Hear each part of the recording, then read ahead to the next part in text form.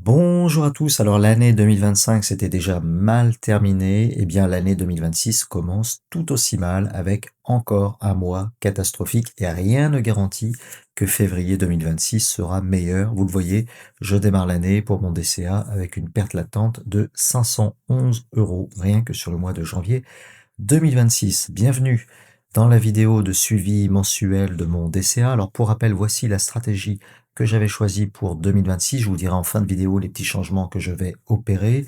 C'est une stratégie en 3 volets pour mon flux de DCA. Alors un volet principal qui est sur un ETF S&P 500, le BNP Paribas Easy non-hedgé qui représente 80% de mon flux d'épargne, et deux volets un peu plus offensifs, le volet Tesla qui représente 10% et un volet Bitcoin Treasury Company qui a été exécuté sur Metaplanet et Stratégie Bitcoin au cours du mois de janvier 2026. Voici d'ailleurs la liste de tous les versements que j'ai effectués en exécution de cette stratégie pour le mois de janvier 2026. Alors fort heureusement, c'est un DCA qui est toujours profitable. C'est un DCA qui a pile 2 ans. C'est le deuxième anniversaire ce mois-ci de ce DCA que j'ai débuté donc en janvier 2024. Le total des versements pour le moment ressort à 25 397 €. Les gains latents à ce jour sont de 3 236 €, si bien que le portefeuille est valorisé à ce jour à 28 633 €. J'ai calculé le rendement annualisé moyen de chacun de mes versements. Il ressort désormais à 12,2%, donc il n'y a rien d'extraordinaire. On est légèrement au-dessus de la moyenne historique de marché, mais rien d'extraordinaire puisque les années 2024 et 2025 avaient été d'assez bonnes années. Et puis ce taux de rendement annualisé moyen, malheureusement, il est plutôt en baisse de mois en mois. Il était à 15,37% le mois dernier, et pour rappel, il était même au-dessus de 20% sur certains mois en fonction de la situation des marchés. Donc ça va plutôt dans le mauvais sens en ce moment, même si fort heureusement, ça reste profitable. D'ailleurs, je trouve que c'est très intéressant sur le plan psychologique de faire un petit zoom arrière comme je le fais et de regarder le gain depuis le début de son DCA plutôt que de regarder la perte à court terme. C'est bien de regarder ce qu'on a accompli. Ça permet de rester motivé pour la suite de l'exécution du DCA. Alors, on va regarder le portefeuille pour essayer de comprendre d'où viennent les pertes. Les pertes, elles viennent surtout des actions ce mois-ci et pas des ETF, puisque mes ETF sont essentiellement sur le S&P 500. 70% de mon portefeuille est axé sur la zone nord-américaine, sur des ETF S&P 500. J'ai d'ailleurs le BNP Paribas Easy qui désormais représente plus de 50% de mon portefeuille, 51% précisément, donc un seul ETF qui représente la moitié de mon portefeuille. Alors je peux pas l'accuser d'être générateur de pertes ce mois-ci, puisque le S&P 500 a monté depuis le début de l'année. Il est à 6 939 points, en légère hausse de 1,17% depuis le début de l'année. Mais cette hausse a été annulée par la baisse du dollar, qui est en baisse sur le mois de janvier d'environ 1 à 2%. Donc ça annule totalement la hausse qu'on a eue sur le S&P 500.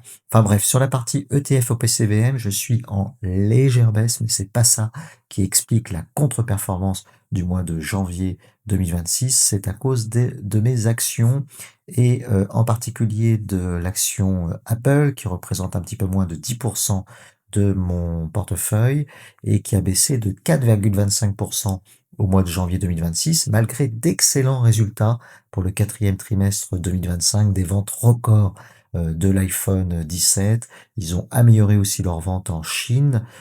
Tout allait bien donc pour Apple, et malgré ça, l'action est plutôt en baisse. C'est un peu incompréhensible. On verra si ça se redresse au cours de l'année 2026. Mais ça aussi, ça a pesé donc à la baisse sur mon portefeuille. Il y a aussi Tesla qui, depuis le début de l'année, est en baisse de 1,75%. Tesla qui représente environ un petit peu moins de 4% de mon portefeuille, donc une partie de la baisse vient aussi de là. Mais il faut le reconnaître, l'essentiel de la baisse vient encore une fois du volet Bitcoin Treasury Company qui a du mal à porter ses fruits pour le moment. Ainsi, ma position sur Capital B est pour le moment une position qui est perdante et même très perdante. J'ai une position, ça représente environ 15% de mon portefeuille Capital B, puisque j'ai réinvesti des gains latents de 2024 et 2025 sur Capital B via un arbitrage que j'ai fait sur mon PEA.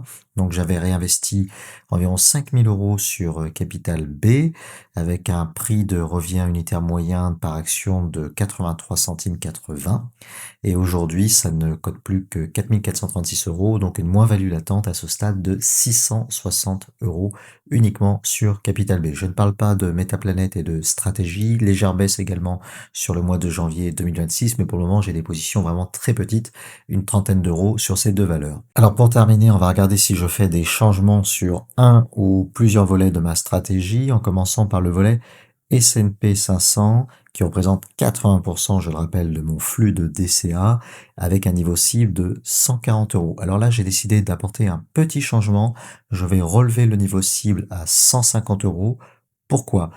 Parce que ce DCA, je le fais sur PEA, et sur PEA, on ne peut pas acheter des fractions de parts, on ne peut pas acheter des fractions d'actions non plus, on est obligé d'acheter des parts complètes ou des actions complètes. Or, avec un niveau cible de 140 euros, sachant que l'ETF que j'achète cote entre 29 et 30 euros, eh bien souvent je ne peux en acheter qu'aux alentours de 120 euros, comme vous avez pu le voir d'ailleurs dans la liste de mes versements, et donc je n'atteins pas mon niveau cible de 140 euros. Donc j'ai décidé de rectifier, je relève l'exécution du DCA à 150 euros, hein, c'est une exécution automatique qui se fait avec mon courtier. Comme ça, donc à chaque fois que la part cotera en dessous de 30 euros, eh bien je suis certain de pouvoir acheter une part de plus, et puis si elle dépasse 30 euros, eh bien à ce moment-là, eh ben, j'achèterai une part de moins, puisque 150 est divisible par 30 euros. Voilà, donc je relève pour le S&P 500 mon niveau cible de 10 euros seulement, ce qui ne devrait rien changer, puisque de toute façon j'étais un petit peu en retard dans mon investissement S&P 500 par rapport à ce que j'avais prévu à cause de ce problème. Alors, s'agissant du volet Tesla, pour le moment, je suis à 10%, donc sur Tesla, seulement 17 euros par semaine. Donc Tesla, c'est globalement une position gagnante, hein, depuis que j'ai commencé ce DCA, puisque je l'avais commencé à un moment où Tesla cotait environ 200 dollars. Puis Tesla est monté quasiment à 500 dollars. Et puis là, c'est retombé, hein, aux alentours de 430 dollars. Donc je continue Tesla, je continue au même rythme, je ne change rien. J'ai toujours une conviction très forte sur Tesla, même si les résultats de ce trimestre ont été assez mauvais, hein, puisque les ventes de véhicules sont en baisse. En réalité, il y a plein de bonnes nouvelles qui font que je suis assez optimiste sur le fait que Tesla va bientôt générer d'importants revenus, des bonnes nouvelles sur le FSD, le logiciel de conduite autonome qui est vraiment impressionnant et qui séduit beaucoup de monde, hein, et même des gens maintenant aux États-Unis qui achètent une Tesla uniquement pour pouvoir bénéficier du FSD. Et puis on a eu pour la première fois le chiffre du nombre de clients, du nombre d'abonnés au FSD. Il y a plus d'un million d'automobilistes qui ont le FSD de Tesla, et 330 000 qui sont abonnés mensuels, donc qui payent au moins 100 dollars par mois pour pouvoir bénéficier de ce logiciel FSD. Et donc comme je mise sur le fait que ça va rapidement se développer, ça devrait générer d'importants revenus pour Tesla. Et il y a aussi l'activité robotaxi.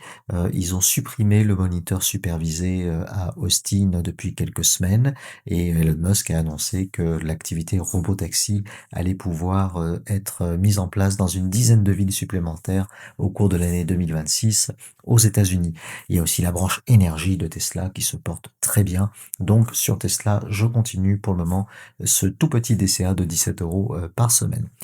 Alors, s'agissant enfin du volet Bitcoin Treasury Company, qui est peut-être le volet le plus risqué et qui pour le moment m'a fait perdre plusieurs centaines d'euros, bien je vais continuer puisqu'il repose sur une analyse approfondie et sur une conviction forte aussi sur l'évolution à long terme du Bitcoin. Alors certes, les résultats vont peut-être mettre du temps à arriver, il va falloir être patient, mais bon, ce sont des risques limités que je prends, puisque encore une fois, il s'agit uniquement de 10% pas de mon DCA, donc seulement 18 euros par semaine. Je continue pour le moment sur deux sociétés, Metaplanet et Stratégie, donc 9 euros chacune. J'aimerais bien aussi investir dans Strive, mais pour le moment, le courtier avec lequel je fais mon DCA ne le propose pas.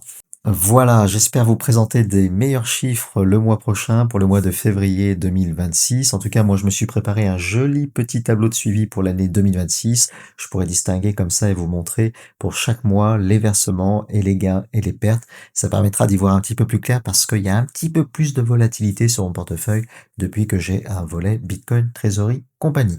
En tout cas, je vous remercie comme d'habitude de m'avoir suivi jusqu'au bout et puis je vous dis à bientôt pour une prochaine vidéo sur la chaîne. Ciao!